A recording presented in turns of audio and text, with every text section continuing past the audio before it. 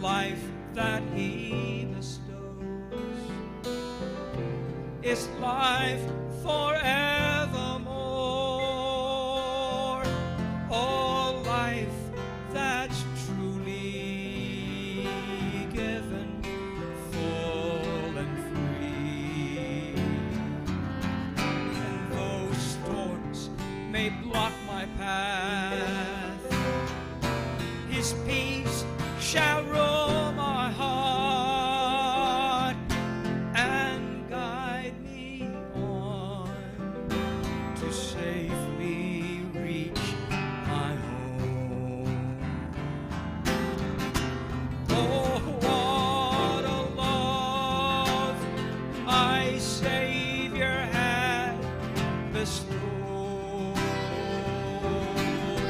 that to a cross his life he freely gave. Oh, what a price to pay, that truly I can say, I love you, Lord, more each day.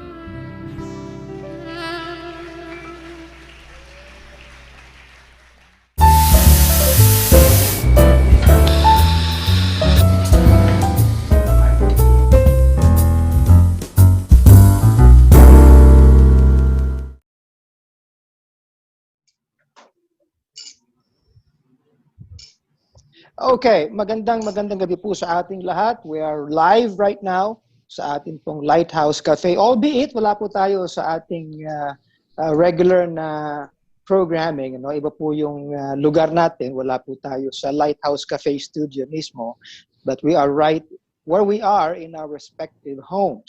And I bring to you greetings, and sana po ay maging napaka-safe nating lahat, no, ang buong sambayan ng Pilipino, and we may be victors, no, sa gerang ito, sa battle na ito laban sa COVID-19. So magandang gabi po sa inyo lahat sa Luzon, Visayas, Mindanao, and I invite you all to be with us sa kabuuan po ng show na ito. Na for one hour ano po, at meron tayong mga i-interviewin na mga may kinalaman sa ginagawa pong paglaban sa COVID-19. Now, ang isang bagay po ay gusto po natin na ang ating show na ito ay maging relevant sa lahat po ng ating pagkilos bilang isang bansa. Kaya po maingat na ating ginagawa ay umiikot-ikot po tayo, nagpapatuloy ang ministry. This show, Lighthouse Cafe Talk Show, is actually a production of the Lighthouse Bible Baptist Church. This is not only my production. I am not doing this just by myself. Ito po ay kabuuan ng ministry ng Lighthouse Bible Baptist Church at in partners with several na mga organizations. Of course, ang ating Great Commission Television, along with others like FEHWA, at kung sino-sino pang iba. Nagpapasalamat po tayo sa Panginoon sapagkat we can have this program continuing on kahit po tayo ay naka-quarantine, enhanced community quarantine. And we'd like actually for this to be a ministry ng Lighthouse so that we can really relate to all our people at magkaroon tayo ng kapakinabangan sa ating pagkilos, para po sa ating bansa. Lalo sa kalalagyan po natin ngayon. Ayaw po natin ng COVID-19. All of us. We do not want to have COVID-19.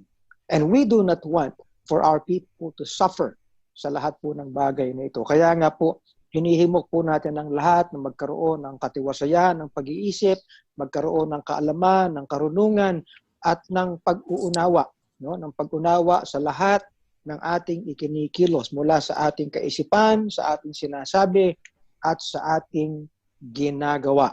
Okay? At meron pa rin po akong kape sapagkat ito yung Lighthouse Cafe Talk Show. Okay. And gusto rin po natin na sabihin na ang Lighthouse Cafe po ito ay live po sa ating GCTV Channel 185 ng Signal. Live din po tayo sa Lighthouse Spectrum. Ito po yung Lighthouse BBC mobile app. Ang kailangan nyo lang gawin ay i-download itong app na ito mula sa Google Play Store at sa App Store. At i-install ninyo sa inyong mga telepono o sa inyong mga tabs. Live din po tayo sa Lighthouse BBC channel sa YouTube. At in fact, naka-record po ito at doon ay ma-upload. Mapapanood ninyo kung hindi nyo man mahabol po ngayon. Live din po tayo sa ating website, sa Lighthouse Bible Baptist Church website po. Ang pinaka-URL niyan ay lighthousebbc.org. And finally, tayo po ay live din sa ating Facebook page, Lighthouse BBC Facebook page. Kaya we greet every one of you. We are all over, hindi lang po sa television, but we are all over sa lahat po ng social media platforms ng Lighthouse Bible Baptist Church. And our ministry continues kahit po hindi tayo naroroon sa ating pinaka-central or main place of worship and service. Okay? At wala rin po yung ating mga regular host. Kaya ako lang, medyo magtitiis kayo dahil puro mukha ko lang yung makikita po ninyo. But we welcome tonight several people. Ang una po ay nais kong i-introduce for some time ng pagtatanong, pagka-clarify upang maunawaan po natin ang ating kalalagyan. Ang isa po sa binibigyan po natin ng pagkilala at halaga sa ating lipunan ay yung ating mga frontliners na lumalaban sa COVID-19. However, na ang virus na ito ng nCoV ay hindi po natin nakikita. Meron po tayong matatapang na mga frontliners, mga health workers, mga medical practitioners, nasa mga iba't ibang ospital sila, nasa mga clinic sila, okay? At nasa buong bansa po natin. At ngayon, alam nyo, medyo mataas na po ang cases natin ng COVID-19. Marami na rin ang mga nabawian ng buhay dahil po dito. At tuloy-tuloy ang ating paglaban. In fact, ang sabi ng WHO, yung international organization na nagbibigay ng kaalaman at mga advice sa mga iba't ibang bansa kung paano lalabanan ng maigi ang COVID-19. Ang sabi po nila ay ito, na ang increase daw po, ang pagtaas ng cases sa Pilipinas ay magiging mas pronounced pagkatapos ng enhanced community quarantine. At malapit nang matapos yan. We only have about more than a week or so hanggang April 12. Today is April 2. 10 days na lang po, or 11 days. Pero ang sabi, mas lalo pa ikang tataas ang cases na yan sapagkat ito na. Kaya po may pag-iingat po tayong ginagawa. And I'd like po na kung saan kayo naroon, diyan na lang po tayo sa ating mga tahanan. Okay? We never know. Yung word po na asymptomatic, ang ibig sabihin yan, meron kang infection, meron kang virus sa sarili mo, pero ay ikaw ay infectious, yung bang nakakahawa ka. Okay? Ay contagious po, napaka-highly contagious po ng COVID-19. Kung kaya, ang una po nating guest ay si Jehan Angeles, At si Jehan po ay bahagi ng Philippine Medical Association. Ang Philippine Medical Association po ay ang pinakamalaking organisasyon ng mga medical practitioners sa ating bansa. And so we welcome Jehan sa ating pong programa sa gabing ito. Welcome sa iyo, Jehan. And we're so happy to have you. Hello po, Pastor. Yes. Sa mga nakikinig ngayon. Magandang gabi sa iyo. Magandang gabi po. Oo. And we are live sa GCTV. And we are being seen all around the country, Luzon, Visayas, and Mindanao. At bumati ka sa lahat ng mga nanonood sa gabing ito. Go ahead. Magandang gabi po sa lahat ng viewers ng Lighthouse Cafe. Ng Lighthouse Cafe, yan. Yes. Okay, so what do you do, Jehan, sa Philippine Medical Association? Actually, Pastor, right now, with the onset ng crisis ng COVID, tumalon na tayo sa ating mga job description. Wala na to sa ating... we have gone beyond kung ano man yung designation, ha? That's right. And, so I have become really the point person already kasi ang nangyari po at the start of the lockdown, 3 na lang kami natitira na employees within Quezon City or in Quezon City. So impossible dun sa mga ibang employees to come over kahit mag-skeleton staff kami. Well, we understand that fully, At we continue to pray na sana ay hindi nangyayari ito, Meron bang problema ang feed natin kay Jehan? Parang tumigil yata siya. Paki-check, we're checking our lines po. Okay? So but basically, you are the executive director of the PMA. Yes po, Pastor. And your president is a good friend of mine, si Dr. Jose Santiago. Mm-hmm. May I just also say, before anything else, na ang Philippine Medical Association po ay partner ng The Great Lighthouse Foundation. Ito po yung foundation ng Lighthouse Bible Baptist Church na pinaka-main ministry po natin in giving services sa ating mga communities. Okay, so back to you, Jehan. How encompassing, ano talaga ang lawak ng abot ng Philippine Medical Association? You are the largest organization of medical practitioners in the country. Pastor, this is the entire Philippines. So we have 119 component societies under regions from Luzon, Visayas, and Mindanao. So when we talk about PMA, we have chapters all over the country. Kaya pag may mga needs tayo na will be coming from Mindanao, we throw it to the nearest component society or the governor of that region who will be able to address the issues and the concerns in relation to the Philippine Medical Association. Okay, you This said is societies. yes po. And within the societies, merong mga governors. A society is headed by actually, a governor, is that? under the governor, governor, regional governor po, ang mga Okay. societies. So we have, for example, Central Visayas, Western Visayas. Under them, meron yung mga, halimbawa, Iloilo Medical Society, mga ganun po. So ang for each governors medical natin, for each medical society ay meron ng mga membership doon.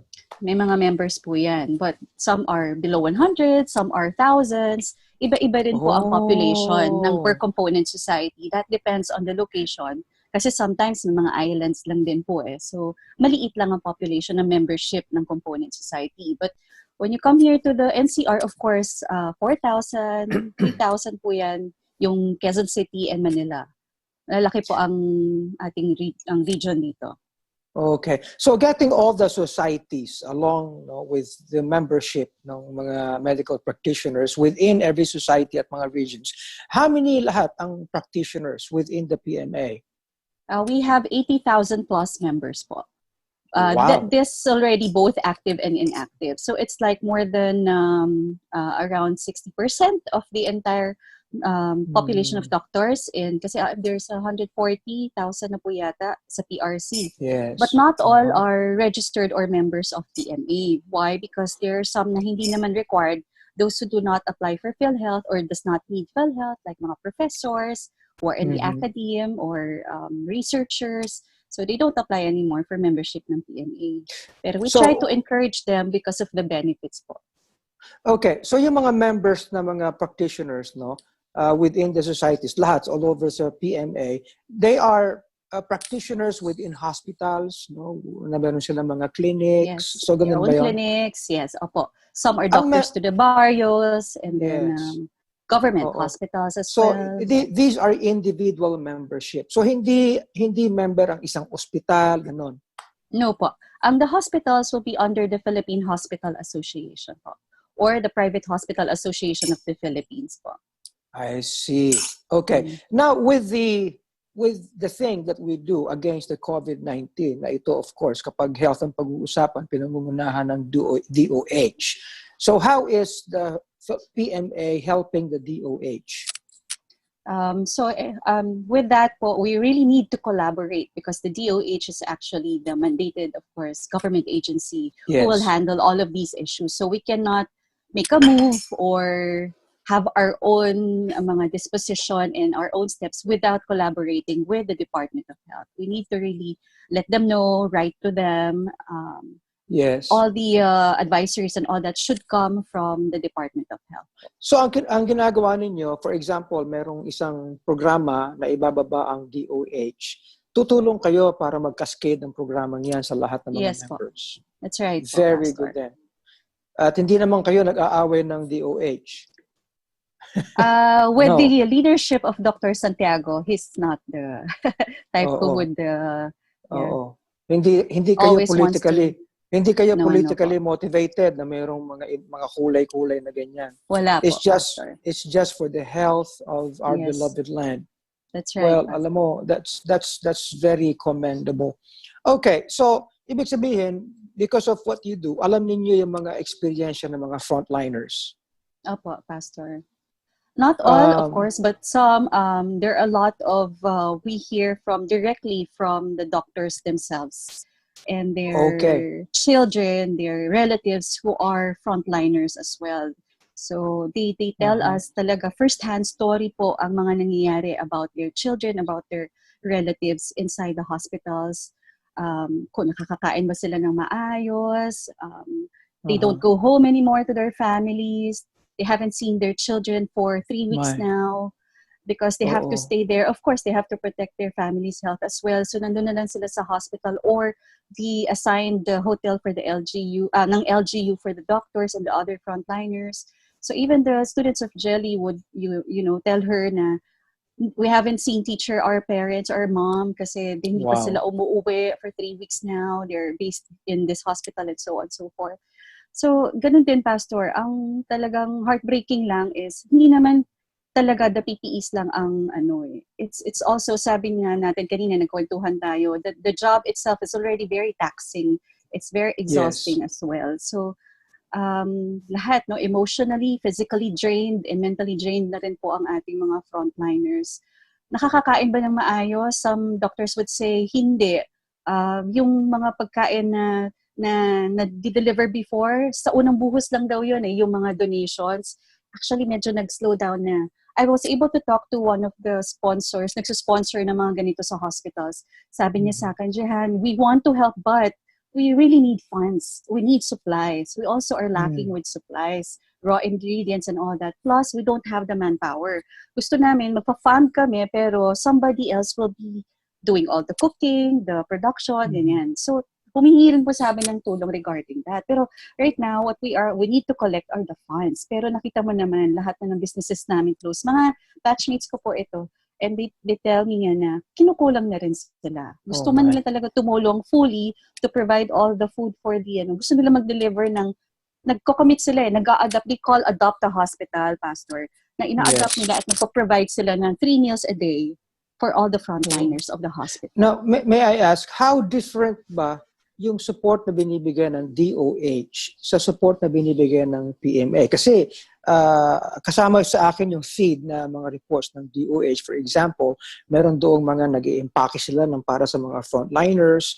So, paano? Anong pagkakaiba ng ginagawa ng PMA para sa frontlines at ginagawa ng DOH para sa frontliners? We also request the supplies from them kasi nahirapan din kami, di ba, Pastor, sa pagkuha ng supplier talaga. But we also do our part to ask for donations, to even from the funds of the PMA, we allot and we pina-approve po ni Dr. Santiago yon para to help unburden also the governments, the LGUs, and the other hospitals na who are already, may shortage na at nagdi-deplete na rin ng funds nila to support the PPEs of our doctors and other frontliners. So ito naman po yung part ni PMA, additional support. And to unburden them, ginawa namin centralized na kami na lang kukuha for them ng suppliers, kami magtatawag and all that, at that kukunin namin ng mga orders nila. But we don't really sell it for public use. It's just to help unburden them with their worries na pagkuha ng supplies kasi nga ang hirap po magtawag ng ano. So now, they're picking up the supplies from us sa PMA, and this is exclusive for the members of the PMA po. Yun. Okay, now that's very, very commendable. We're talking right now of the physical supplies. Alam mo, I came to know na ang isang mabigat na hinaharap ng mga frontliners natin ay yung mental nila mismo, capacity nila. Many of them ay habang ginagawa nila yung trabaho nila, parang loob nila, hindi naman ganito yung pinag-applyan ko, hindi naman ganito. And suddenly I am before all these things, yung bang ayaw man natin mangyari ito, but it's reality. Yung kanilang mindset, yung kanilang mental na pag-iisip, comes anxiety and comes fear. Meron pa akong nakitang nag-post ang sinasabi, pag kada papasok ko, lalapit ako sa pasyente, ang pakiramdam ko, ito ba ang hahawa sa akin na ikakamatay ko? But what do we do? What do we do and what can be done so that our frontliners can be extended help in this thing? Alam mo, yan ang pinakamabigat eh.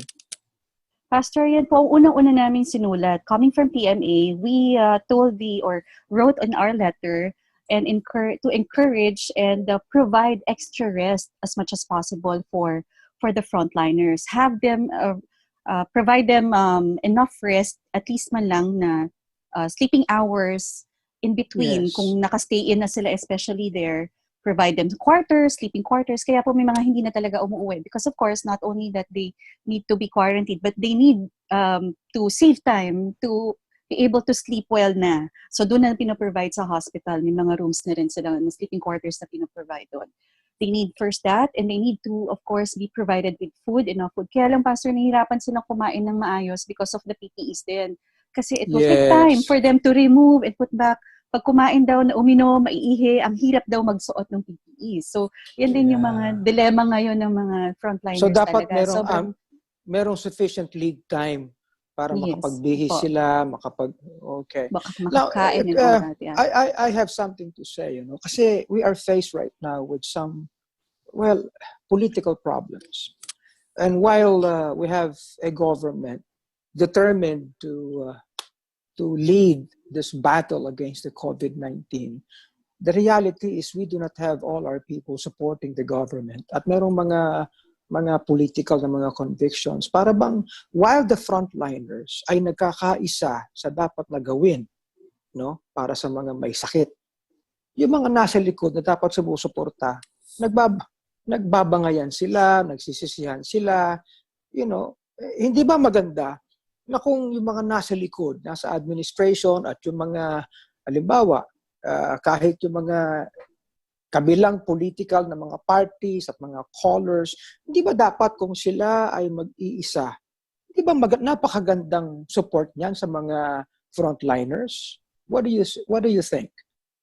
Yes, Pastor. Kaya sobrang frustration ngayon ng mga doctors. Actually, if you will see the posts from the doctors themselves na meron silang call for justice, call for non-discrimination, we need for you to be unified now, set aside the politics, and dyan yung mga call nila na it's time for us to help each other, set aside already yung kung sino yung mas makakapagtulong ng maayos o nasa na tong politician na to, what's happened to her or him, hindi na namin siya nakikita. It's really frustration among the doctors right now and the other frontliners na they don't, instead na natutulungan sila fully by our administration, ay nagtatagal just with the discussion and the meetings at hindi pa rin na-implement until now or nakukuha. I don't know, I haven't really been updated about the release of the supplies kasi ang naririnig namin, why do we still need to write them a request letter when in fact they should already be distributing all the PPEs by now. Kung nasa kamay na nila, bakit kailangan pang sumulat? Obviously, there's already a need and there's already a shortage for ng PPEs among the hospitals. So, bakit kailangan pa namin sumulat sa kanila? So, yun, Pastor, talaga, it's so disappointing we do not need the red tapes now para ma-release yung mga yan. Definitely. Oo. Hindi bale, Jehan, we will be trying to help as much as we can para ma-address itong mga ito. Pero I'd like to ask you, coming from the PMA side, kung ikaw ang hihingi ng tulong sa ating mga kababayan, the time is yours, no? Ikaw ang manawagan as PMA. Sino ang nais nating tawagan na pwede magbigay ng mga donations? Ano ang dapat i-donate? No, do we have any other na kinakailangan pa? And which ones would be the priority? Ako talaga, Pastor, first of all, would really call for our government, our administration. If we have all the budget that we can provide already for the PPEs, the food supplies, whatever, sleeping quarters and all that, transportation to ease them from still walking, going home. Although parang meron na talaga yatang but not all cities have transportation subsidy as needed by each hospital institution. Kasi I was able to ask one of them. Sabi nila na ako kakayanin ko pa pero nilalakad ko pa rin. So there's still may mga ilan pa rin na naglalakad talaga, Pastor, ng mga frontliners just to be able to go home. Pero of course, pagdating sa bahay, hindi pa rin lumalapit sa mga kapamilya. So I'd really like to call for the attention ng ating government about this one. Kasi with the private organizations, wala naman ako nakita, Pastor, na nagdadamot or hindi gustong tumulong. Everybody's really willing, and a lot of organizations have been calling the PMA. Actually, ako na po yung overwhelmed, napapagod at nasistress, getting all these calls and all these, as the point person, I have to coordinate with everyone. So, yun, na I'm really thankful na na-sustain po ako ng Panginoon sa bagay na ito. You have a church na in full support of what you do, Jan. Thank you so much. Not just for you, but for the whole PMA. The PMA, we are your partners. Maganda yung sinabi mo about how the frontliners still walk na mahabang mga para lang makarating sila.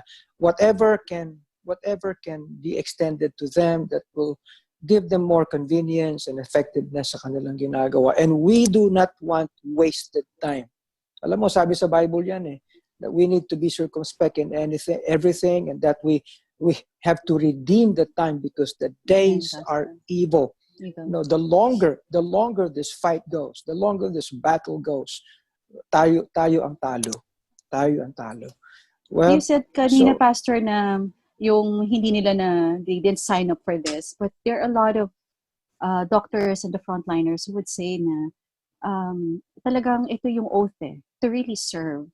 Yes. Whatever the cost, whatever it takes, they will have to be serving. Kaya nga minsan nakakaselos daw yung serbisyo na binibigay actually ng mga doktor sa ibang tao than their families because they're willing to sacrifice their lives. Nakakita pa ako ng nag-selfie na parang nurse yata siya Yung N95 markang-marka na dito for several days, buong araw nandiyan niya. Meron ng guhit dito yung mukha niya. I mean, ngawit na yung buong mukha ko because kasi yun, patong-patong yun, Pastor yes. Iba-iba yun, N95 and then another mask and then their PPE. So, ganun ka. And then they have the goggles. Sobrang hirap pong isuot. We'd like to use this program para abutin yung ating mga frontliners. Dear frontliners, mga doctors, mga nurses, mga mga attendants, mga helpers sa mga hospitals natin. Pati na yung mga nasa labas ng ospital, lahat na nadi-deliver ng mga goods, ng mga essentials, you are prayed for. Kahit ako, in my personal prayers, I pray for everybody. And let all ministries, let all church organizations, in fact, the whole country should be behind you. Kung wala kayo, paano na lang yan? Paano tayo mananalo nito sa battle na ito? Kaya, Jehan, please tell all your members, we are all, the Lighthouse Cafe Talk Show is fully in support of all our medical practitioners, whether yan member man ng PMA, and of course, syempre, partner natin kayo, o nasa DOH, mga hospitals, you are all prayed for. You are the heroes in this time of war against the COVID-19. Okay?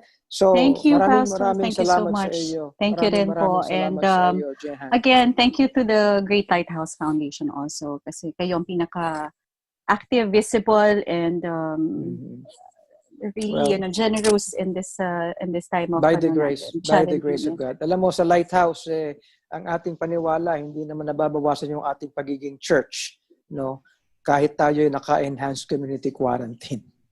Okay, and you're part of that church. Okay, yes, thank you, Jehan. God bless you. Thank you, God bless you. Okay. So, ayan po mga kaibigan, mga viewers, ang ating interview kay Jehan. We will go to another guest tonight para sa ating edition na ito ng Lighthouse Cafe Talk Show. And what we have right now is Dr. Enrico Torres, who is himself siya po ay very active sa academe. He has been awarded many times, as one of, as a very distinguished professor, lalo na sa finance. And he is also part of a big organization, being a chief finance officer. And he is also part of many NGOs. Kasama ko ito bilang nasa board ng Far East Broadcasting Company. At siya din ang pinaka-president po ng the Great Lighthouse Foundation. So magandang gabi sa iyo. Good evening, Dr. Torres. Magandang gabi po, Pastor. Magandang gabi po. Salamat po for having me in your television interview tonight. Yes, this is our show. kasama ka dito. Oo. Now, so kumusta ka naman, Eric? How's family at ikaw, palagi kang naka-work from home, hindi ba? We're all working at home, all the executives and the professors of the university. We are required to do some lectures also even through the internet. Oh. So, we're also using Zoom. Tuloy-tuloy ang pagtuturo mo, na as academician, as professor. Apo. Actually, we're doing that. That's part of the requirement also of the school that we continue conducting our lectures, but it's no longer scheduled. So meaning it's really between us and the students when to convene. Oo. That's very commendable. Kahit ito sa atin, we're using the Zoom para sa ating program, para makita kayong lahat. Tungkol naman sa mga industries na kinabibilangan mo, medyo heavy ang effect sa business side ng itong enhanced community quarantine, hindi ba? Actually, sir, Pastor, we must look into it in a very holistic manner. The business sector, once affected by this community enhanced or enhanced community quarantine, yes. Sometimes they call it extreme enhanced community quarantine, which I call a quasi-lockdown. When we look at it holistically, the business sector, when it suffers, everyone suffers. You talk Correct. about the employment, the workforce. You talk about the banking industry, wherein some of the institutions like ours, we have some obligations to pay. Yes. And we also talk about utilities and all of the above. So and the government, they will surely be affected because unemployment, and when business companies would be closing, no more taxes will be received by the central government. So how can they provide the usual welfare services that they are required to provide to our country? So hindi lang holistic ang term natin dyan, kundi from merong input to output ng buong economy natin, ng buong bansa natin, from supply to demand, everything dapat pinag-aaralan natin. Ang tawag na po ngayon dito, according to the IMF chairman, is that we are going to have a global depression. This is not a global recession, but global depression. And what's the difference between the two? Recession is an economic downturn, but for 2 consecutive quarters. Meaning, bumababa po yung ating gross domestic product for 2 consecutive quarters, meaning 6 months. But a depression would be longer, and the effect would be more, I should say more... Was it catastrophic ba? Catastrophic. I was about to say catastrophic because prices will be falling down, many supplies, but there's no demand. Purchasing power is down. World economy will be affected because there will be no balance of payments and so on and so forth. So the difference is that recession would be 2 quarters. They would say 2 quarters of economic activity going down. But depression, that would be longer. And the word depression is well known during the 1930s because of the World War. Yes. And what you're saying is this will not just be true sa Philippines, but this is worldwide. Yes, definitely po, Pastor. Actually, the US has been very, I should say, very active in terms of providing an economic stimuli. Malaki. $3 trillion. They provided $2.2 trillion to support their economy. Actually, Pastor, can you give me a few seconds? Sure. Go ahead. Show you something. Yes. Makikita naman po nila ito ito po yung package ng Amerika. And you can see that even the percentage is very clear. Amount, percentage, where it's going to go. Naka-allocate. Yes, naka-allocate po. Naka-allocate na po sila. Tapos ito po yung, they call it the CARES Act, Coronavirus Aid Relief and Economic Security Act. So they're very fast in passing a bill to come up with this $2.2 trillion that will be spent. Breakdown pa ho nila further po yan. Naka-breakdown pa. Medyo maliit, but you can download that. They're very swift. They even come up with, let's say, you're a mid-sized company, between 500 to 10,000 employees, you can borrow with an interest rate very specific, not higher than 2%. You don't need to pay the principal and the interest in 6 months. Businesses for 500 and below, they can go directly to the banks and borrow for their 2.5 months, sometimes 3 months, for their payroll and other operating expenses po. So that's how swift they are in terms of answering the COVID crisis. So talagang doon makikita natin na this is really global. The pandemic is from the health pandemic, it's now growing into a financial and economic pandemic po. Alam mo, this thing should come to us as parang model, di ba? Alam naman natin how countries should gather together, no, at talk between themselves at mag-usap-usap sila ng mga tinatawag nating mga best practices. Tama po. Pagkatapos i-adapt nila, hindi naman natin to ina-address as just one country, no? At I think there should be collaboration, there should be talk, and there should be comparison. Isa lang naman lahat ang kaaway natin, COVID-19 all over the world. Di ba? Nagkakaiba lang tayo sa mga kung paano umaangal ang mga tao, kung paano matigas ang ulo ng mga tao, parang yun lang. Pero how this is going to be addressed, sama-sama tayo sa laban na ito eh. Kaya nagko-compare dapat tayo ng notes. Would you think so?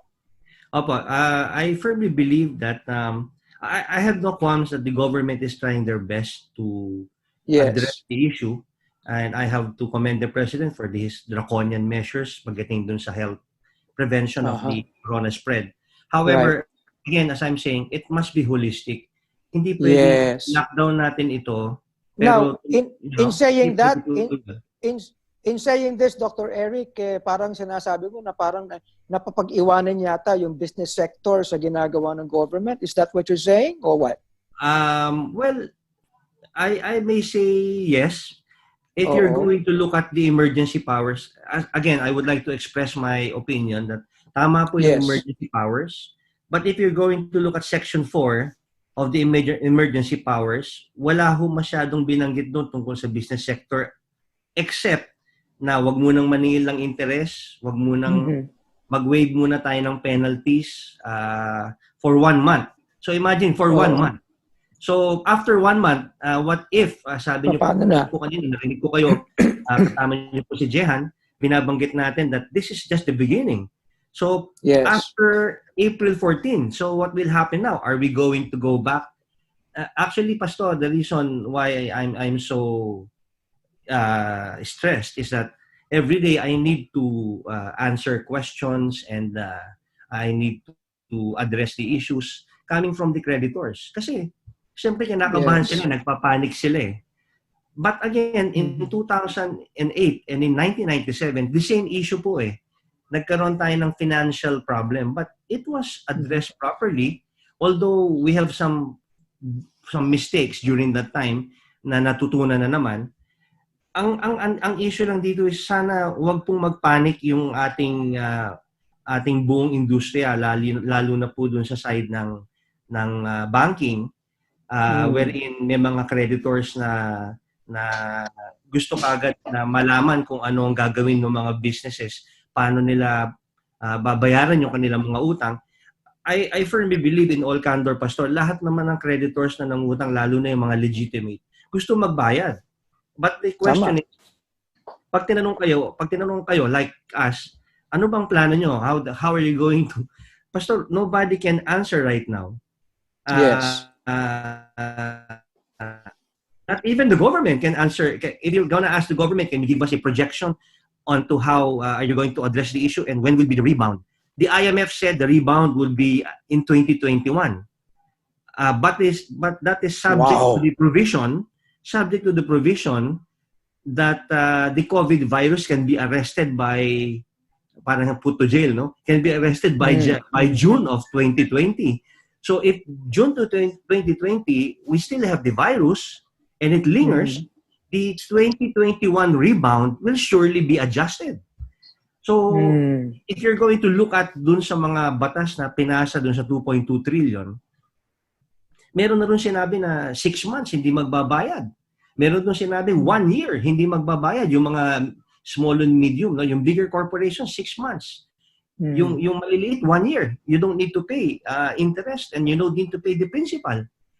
So it's really a matter of taking it. Everyone will be hurt.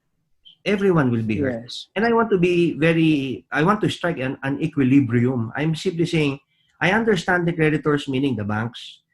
Because right now, I do have a friend na hindi natutulog ngayon dahil siya yung naglalagay ng pera sa ATM machine just to make sure that everything is funded pag nagwi-withdraw ang mga tao.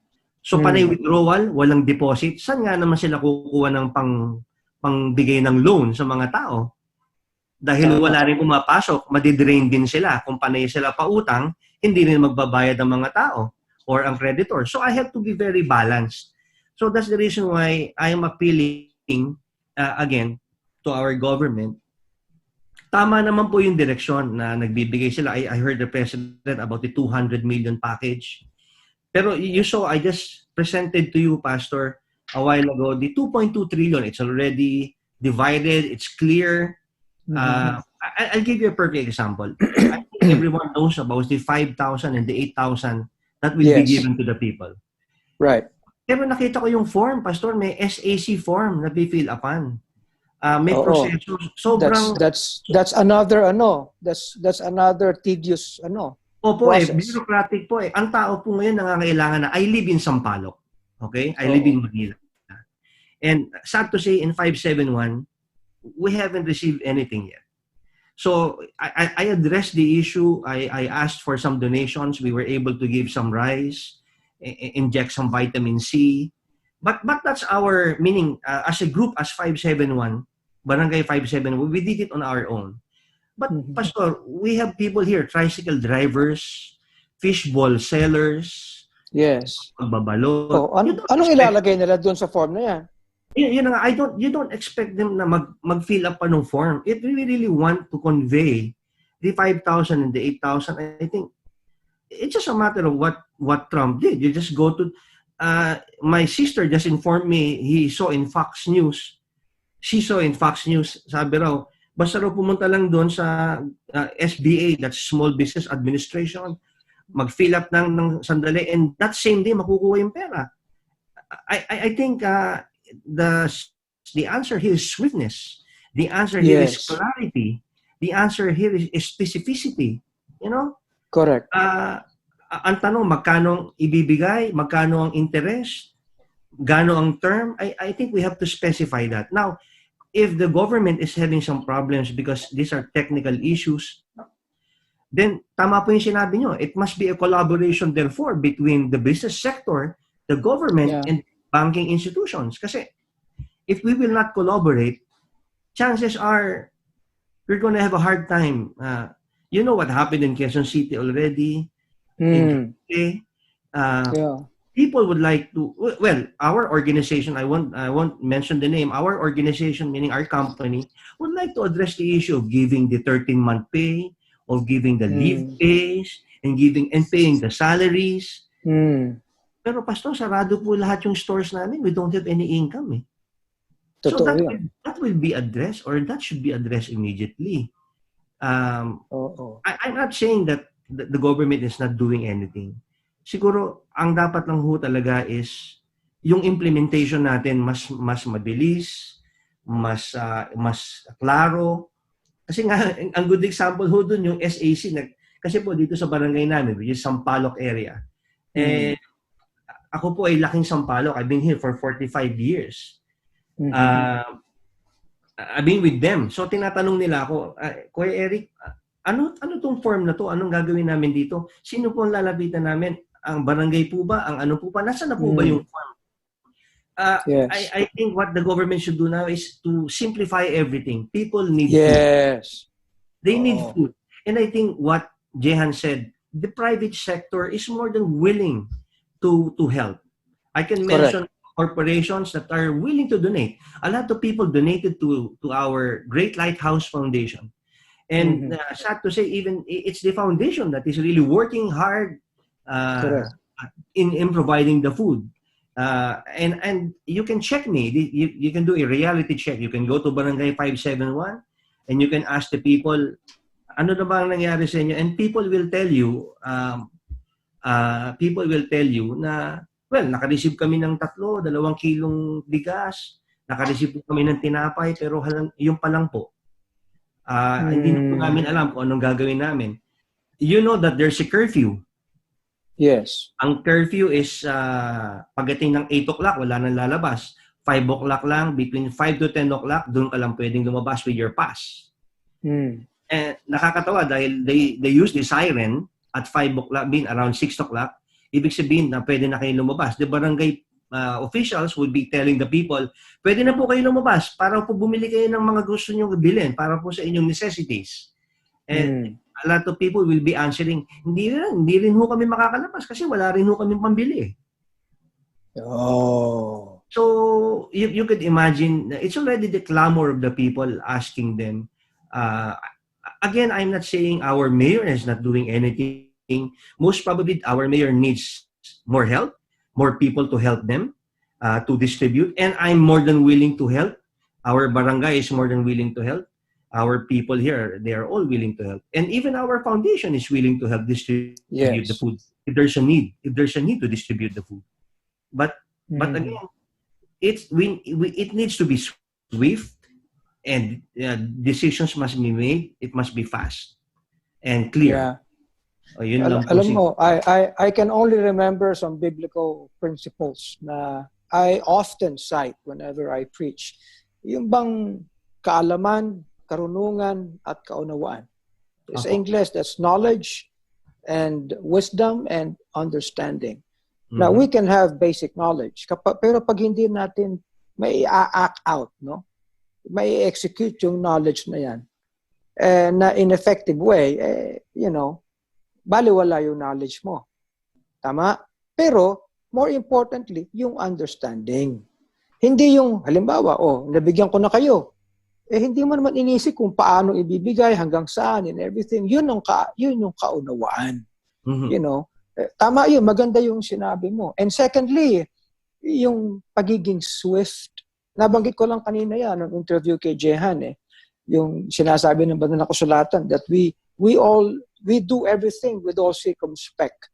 No? And then ang sabi ng Bible, redeeming the time because the days are evil. The longer our people, lalo yung nasa government, sit down on these issues, the more na tayo matatalo sa gerang ito. At lalo na kapag maraming mga tao, no, iba't ibang sektor ang nagbabangayan sa bagay nito. I hear you when you said ang business sector gustong tumulong. 'Di ba? Napaka commendable niyan. And you'd like to partner with government, you'd like to partner with everyone to deliver this thing. Pero naman, kinakailangan the government also should give some leeway sa ating business sector. Yun ang sinasabi mo, di ba? Opo. Kasi nga po, alam din naman ng government that after this COVID, this pandemic, babalik ang tao, kailangan meron siyang trabaho . Correct. So, baka may balikan pa. Kung hindi pa sarado yung kumpanya. Kasi, asked to be required to pay the 13-month accrued sick leaves and vacation leaves and the salaries and wages. Madali po yun. I can testify to the fact the owners of the corporation that I'm working right now, they're very generous, they're kind-hearted. Ang iniisip lang ng mga boss ko ngayon, ng mga executives of our company is just to take care of the employees. We even distribute the food every day. Is breakfast, lunch, and dinner to all of our security forces. Wow! And we disinfect our stores almost every day. So we're doing our best to make sure that everything will be fine, taking care of the inventories or our assets, so that when the time comes that everything is fine, we can go back and operate the business. But again, that is our part. So I think the government should now play their part in injecting some funds like what Trump did. Yes. It should be specific. Like 6 months, you don't need to pay interest and principal. 1 year, you don't need to pay. Here's the money I give you. I think they provided around $200 to $300 billion, specifically for funding the business sector, because they know they've gone through the 1997. We've gone through the 1997 crisis. I'm also a banker by practitioner, and I have seen how banks can react when they panic. And you don't want that to happen. I don't want that to happen. That's why as early as possible, and I am addressing all the bankers right now. Let's not panic. Business will be usual. I'm pretty sure their panic also is reasonable because, as I've said, if they will not receive any collection also, if there will be no deposits, and we keep on borrowing, so they're gonna have a big problem. Correct. And if the government is now saying wala dapat interest for the next 6 months or for the next 1 year, Pastor, saan din sila kukuha ng income? Kawawa din naman sila. So, sabi ko nga, it has to be approached holistically. But again, the banking sector and the business sector working together with the government in the middle, and by God's grace, always, I think we can weather this problem. Tama yung word na ginamit mo, Pastor, collaboration po ito. Yeah. Well, alam mo, I cited a verse in the Bible na sinabi ng ating Panginoon, a house divided against itself shall not stand. Mm-hmm. This is the kind that we have. Kaya dapat ay lahat ng sectors, from government, business, yung mga nasa health, yung nasa mga LGUs, yung nasa lahat ng ano natin, kinakailangan we should work together because we are one Filipino house. Yes. As one nation, we should do this. Well, maraming salamat sa iyo, Dr. Eric Torres. Your inputs are very napakahalaga at dapat naunawaan ito. I pray na ang episode na ito ng Lighthouse Cafe ay mapanood ng lahat, pati ng nasa government at nasa mga industries.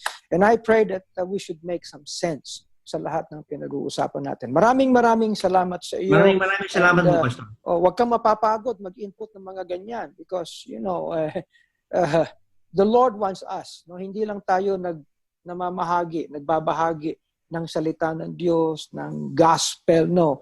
Sapagkat ito, ikabubuti rin natin sa buhay natin ito. You know what John said, no, sa kanyang I pray that you would be in good health, no, in as much as you are also being prosperous. Kaya kinakailangan natin ito. And so, thank you so much, Dr. Eric, and for joining us tonight sa episode na ito. God bless you, and you keep safe, no. You be strong. Oo, sige. Galatians 6:8 lang po. Ay, Galatians 6:9. Yes. Let us not be weary in well-doing. For in due season we shall reap if we faint not. Oo. Yung verse 10. Ano sabi sa verse 10? Therefore, we should take this opportunity that we have to do good. Especially to be members of the household. Lahat ng opportunity gawin natin, no? Kaysa yan idea, kaysa yan ay isang prinsipyo o turo, no? Lahat ay gawin natin, hindi lang goods. Okay? Yeah. Hindi lang pagkain, hindi lang food, no? We have, in the midst of adversity, the Lord lays before us an opportunity. Yan palagi ang aking tinuturo. No? It's not altogether something na para for all our downfall. For every adversity, there is something, an opportunity that comes to us. And we should take this opportunity so that we can get to all people within and without our ministries. But of course, especially to the household of faith. Ayun. Okay. Maraming salamat. Oo, thank you. Okay. Now, ito po ang ating Lighthouse Cafe at ito ang ating programa na pinoproduce ng Lighthouse Bible Baptist Church so that we can talk about things that's gonna do better, no? Na we can magagamit po natin para sa kapakanan ng ating bansa. Lalo na sa kalalagyan natin ngayon in our fight against the COVID-19. So, you pray. You pray po sa lahat ng ating kinikilos. Napakahalaga po no ating mga kababayan, ating mga nasa government, pati yung mga medical practitioners natin. We all believe na Lahat tayo ay kinakailangan may makontribute sa ginagawa po natin ito. This is a fight that we all should be in. Now, may I just put in some verses, no, for us all. I go back to what the Apostle Paul says here, no? Ang sinasabi niya doon sa 1 Timothy, no? I exhort therefore that first of all, supplications, prayers, intercessions, and giving of thanks be made for all men, for kings, and for all that are in authority. Those who are in authority are not just those who are in government, but those who are in authority, yung pong nagre-refer sa lahat ng mga sectors po natin. Kahit authority sa health, authority sa peace and order, authority sa business, authority sa mga local governments natin, authority sa mga barangay po natin, authority sa banking, authority sa maraming sectors, iba't ibang pagkilos sa ating lipunan. Ipanalangin po natin sila. And giving of thanks be made for all men. Lahat po ay saklaw, lalo na yung ating may mga sakit. Yung ating mga kababayan who are in the midst of bereavement right now because of losses dahil po sa COVID-19. At ang sabi ni Paul, that we may lead a quiet and peaceable life in all godliness and honesty. In Ephesians chapter 5 and verses 15 to 17, ang bilin po ni Paul, see then that you walk circumspectly. Meron pong pag-iingat, not as fools but as wise. And then look at this, redeeming the time. Huwag na tayo makasaya ng oras. Napakahalaga ng bawat sandali, ng bawat araw. Alamin natin, with this redemption ng time, mga kababayan, mga kapatid, ay magagawa po natin. The days are evil, ang sabi ni Apostle Paul. Nasa kalagitnaan po natin ang isang bagay na masama. Ang sabi ni Paul, finally, ang sabi niya, wherefore, be ye not unwise, but understanding what the will of the Lord is. And so, we bring to close ito pong edition na ito ng Lighthouse Cafe. Thank you so much for joining us tonight at maraming salamat sa ating mga naging guest, si Jehan Angeles Mangahes at si Dr. Eric Torres. And bye for now, babalik po sa atin ang Lighthouse Cafe. And just watch para sa mga announcement po natin. God bless you all. Keep strong and keep serving the Lord. That's what we need.